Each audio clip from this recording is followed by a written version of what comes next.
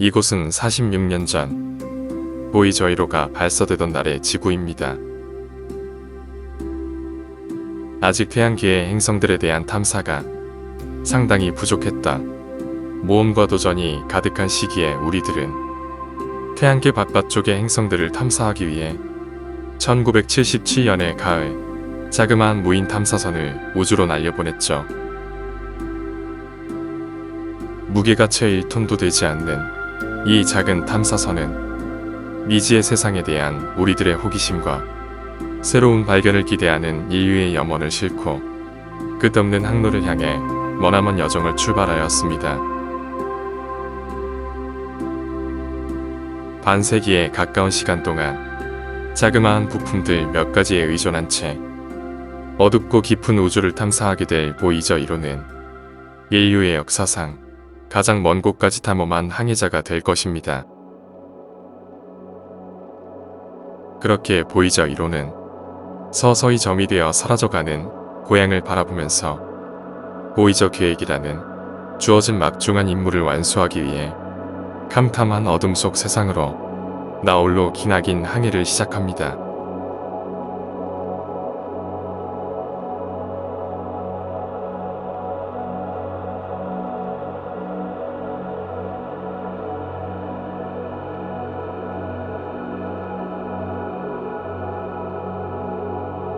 발사로부터 약 2달 후 보이저 1호는 화성의 공전 궤도를 지나쳐갑니다.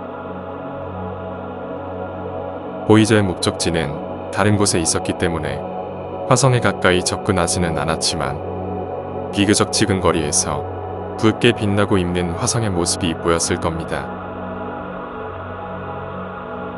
그렇게 보이저 1호는 조금씩 멀어져 가는 먼 발치의 이웃 행성을 바라보며 계속해서 앞으로 거의 한 달에 가까운 시간 동안 화성의 공전 궤도를 통과해 지나가게 됩니다.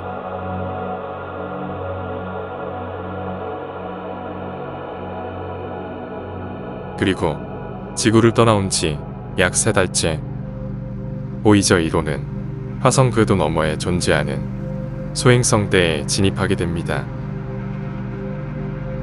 소행성대는 거의 수십에서 수백만에 가까운 자그마한 소행성들이 밀집되어 있는 영역으로 이곳은 보이저에게는 다소 위험한 공간일 것 같지만 사실 이곳의 소행성들은 상당히 넓은 범위에 흩어져 있어 작정하고 충돌하기도 어렵습니다.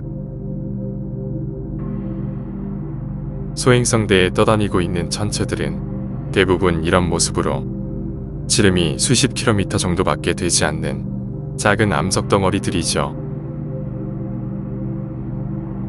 소행성대는 약 1.2 천문 단위에 걸쳐 있는 광범위한 영역으로서 보이저는 앞으로 9개월간의 기나긴 항해에 걸쳐 이곳을 빠져나가게 됩니다. 그리고 소행성대를 탈출하고 약 6개월 뒤 보이저는 한 천체와 조우합니다. 붉은 빛을 띠고 있는 이 천체는 소행성처럼 작은 크기를 가지고 있었죠. 보이저 1호가 최초로 근접 촬영에 성공한 이 천체는 바로 아말테아라고 불리는 5번째로 발견된 목성의 위성입니다. 지구로부터 약 6억 8천만 킬로미터를 날아온 끝에 보이저 1호는 드디어 목성계에 진입하게 됩니다. 출발한 지 1년 6개월여 만이죠. 목성계를 탐사하면서 보이저 1호는 한 달에 가까운 시간 동안 계속해서 행성을 촬영하며 우리에게 엄청난 공포감을 안겨다준 목성의 근접 이미지로 유명한 사진들을 전송합니다. 우리들의 눈이 되어 실제로 눈앞에서 목성을 마주한 보이저는 과연 어떤 기분이었을까요? 목성은 우리 태양계에서 가장 거대한 크기를 가진 행성으로 태양계의 다른 외행성들처럼 기체로 이루어진 표면을 가지고 있는 거대한 가스 행성입니다. 목성에 최대 34만 킬로미터까지 접근한 보이저는 지구에서 달까지보다도 더 가까운 거리에서 근접 비행하며 목성의 막강한 중력을 이용하여 더욱 먼 곳으로의 여정을 준비하기 위한 추진력을 얻어냅니다. 그렇게 보이저는 조금씩 목성과 멀어지면서 본격적인 목성계 탐사 임무를 수행하기 위해 행성의 위성들을 순차적으로 탐사할 준비를 합니다. 보이저 1호의 시야에 가장 먼저 들어온 것은 바로 목성의 첫 번째 위성 2호였죠. 달과 비슷한 크기를 가지고 있는 목성의 위성 2호는 보이저 1호가 탐사하기 전까진 제대로 된 정보가 별로 없는 미지의 영역이었습니다. 2호에 가까이 다가간 보이저 1호는 2호의 표면에서 화산 활동이 일어나고 있는 충격적인 모습을 보게 됩니다. 당시에 우리가 아는 행성의 위성들은 이렇게 지질학적으로 살아있는 경우는 단 한 번도 없었기 때문이죠. 현재까지도 목성의 위성 2호는 트리톤과 더불어 화산 활동이 관측된 거의 유일한 위성 중 하나입니다. 그렇게 예상치 못한 엄청난 발견을 거둔 보이저는 목성의 두 번째 위성 유로파로 향합니다. 용암이 흐르던 2호의 모습과는 다르게 완전히 얼음으로 뒤덮여 있는 유로파는 기존에는 우리가 잘 모르는 희미한 이미지가 전부였던 곳입니다.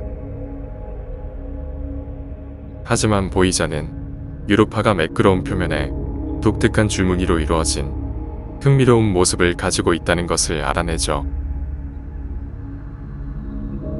보이저가 촬영한 유로파의 고해상도 이미지 덕분에 과학자들은 유로파의 두꺼운 얼음 밑에 바다가 존재할지도 모른다고 생각하게 됩니다. 그렇게 보이저는 이어서 목성의 세 번째 위성 가니메데로 향합니다.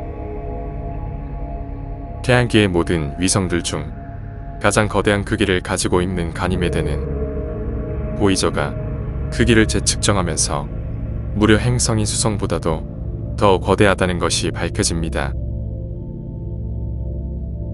가니메데를 근접 통과하며 여러가지 정확한 데이터들을 수집한 보이저는 이어서 비슷한 지질 구조를 가지고 있는 칼리스토를 탐사합니다. 목성의 네 번째 위성 칼리스토는 가니메데와 같이 얼음과 암석질로 이루어진 거친 표면을 가지고 있는 천체이죠. 보이저는 칼리스토의 근접 통과를 마지막으로 서서히 행성계를 빠져나가면서 목성계 천체들에 대한 탐사를 끝마치게 됩니다. 그렇게 지구를 떠나온 지 1년 7개월 만에 보이저는 가장 중요했던 임무 중 하나를 성공적으로 완수하고 서서히 멀어져가는 목성계를 바라보며 머나먼 행성계에서의 3개월간에 걸친 기나긴 나홀로 탐사를 종료합니다.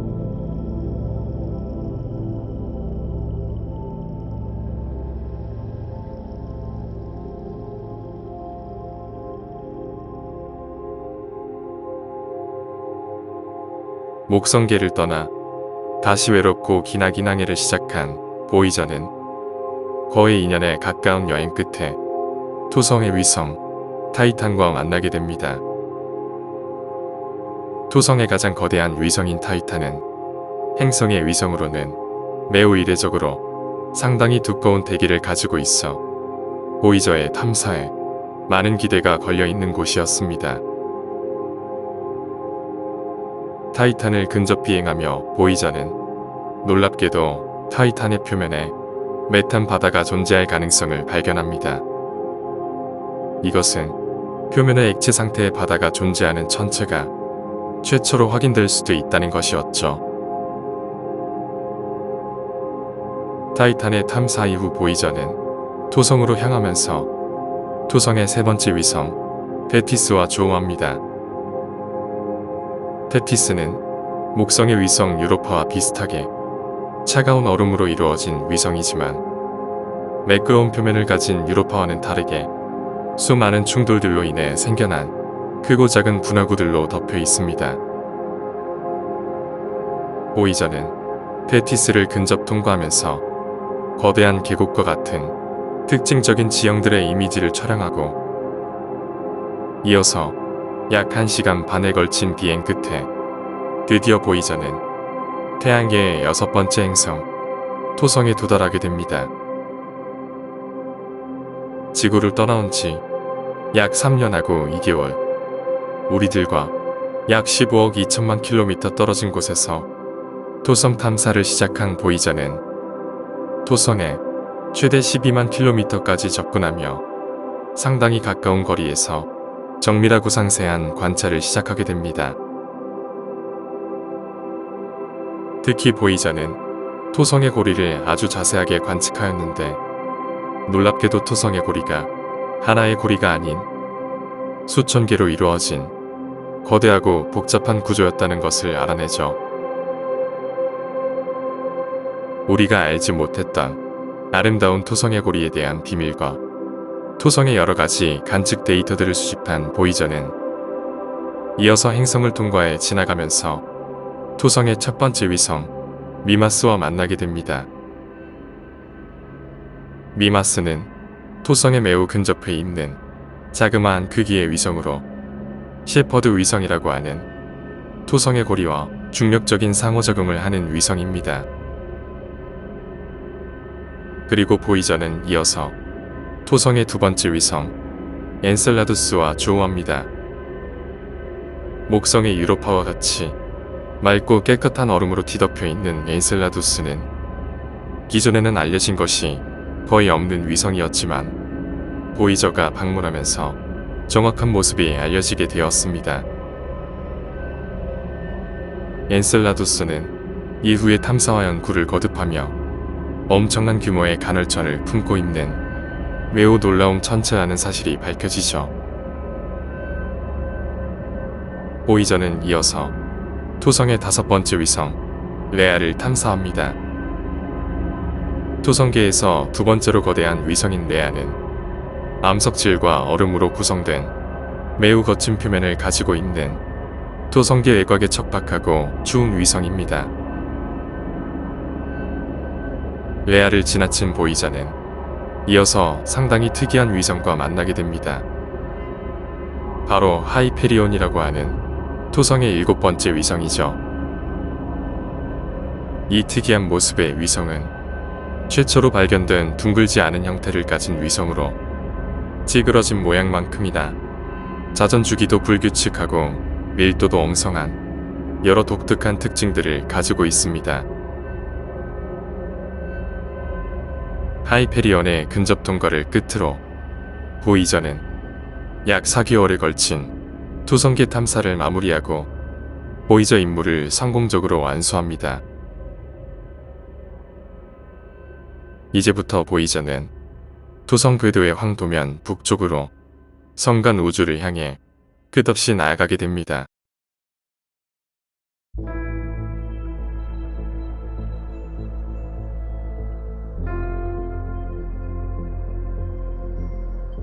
무사히 임무를 완수하고 10년에 가까운 시간 동안 끝없는 우주를 향해 나아가던 보이저는 반가운 지구로부터 오랜만에 연락을 받게 됩니다.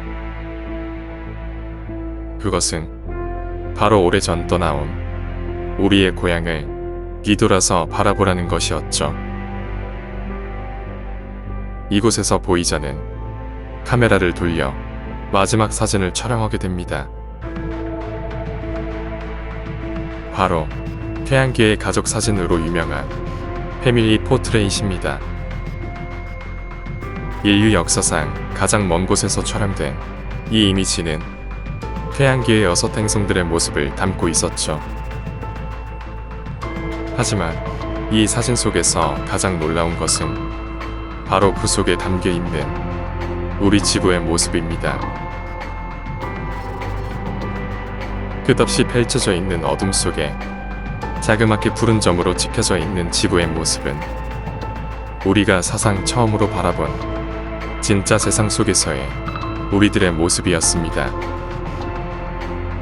이 사진 속에서 우리들은 자그마한 푸른 점의 모습으로 모두가 그저 하나였을 뿐입니다.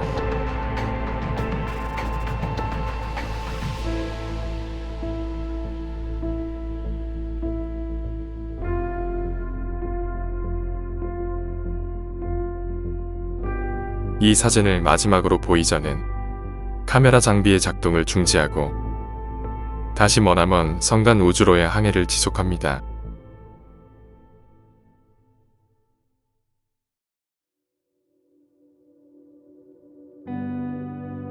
임무를 모두 완수하고 확장 임무를 시작해 지구를 떠나온 지 약 30년이 다 되어가는 보이저는 무려 지구와 140억 킬로미터 떨어진 곳에서 태양계의 말단 충격을 통과합니다.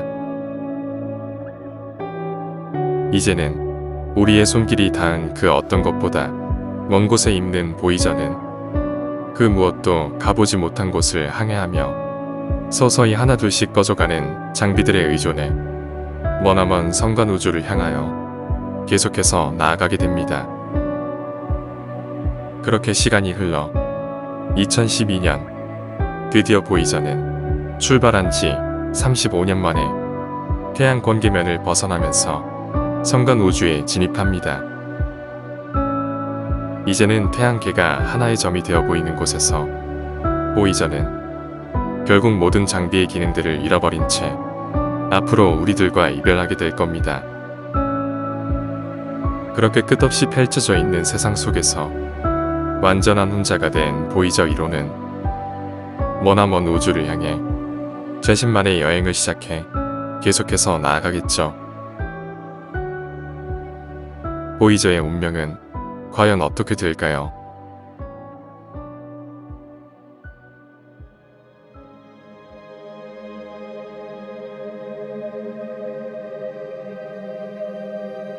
우리들을 떠나 자신만의 여정을 시작하고 약 4만 년 뒤 보이저는 글리제 4445라는 외계 항성계와 조우하게 됩니다. 작고 어두운 적색 외성인 이 별은 기린 자리에 위치한 우리의 이웃 별로 태양과 상당히 가까운 거리에 있는 외계의 항성이죠. 이곳에서 우리 태양은 약 21조 6천억 킬로미터 떨어진 거리에서 아주 희미하게 빛나고 있을 겁니다. 빛의 속도로도 수년이 걸리는 거리까지 수만 년을 날아와 처음으로 외계의 세상을 구경하게 된 보이저는 이곳 항성계에서 또다시 수만 년을 머무르며 글리제를 지나쳐 계속해서 깊은 우주를 향해 항해를 이어갈 것입니다. 어쩌면 보이저는 이곳을 여행하면서 우리가 알지 못하는 외계의 행성을 만나게 될 수도 있겠죠. 그렇게 수백만 년, 수천만 년이 지나 자유롭게 우주를 여행하면서 보이저는 과연 어떤 곳들을 탐사하게 될까요?